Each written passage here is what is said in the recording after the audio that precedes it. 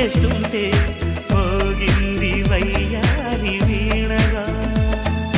ముద్దుల ఊసులు మబ్బుల వీధికి తీసుకు వెళ్ళాలి. ముచ్చట చూసిన అల్లరి గాలులు పల్లకి తేవాలి.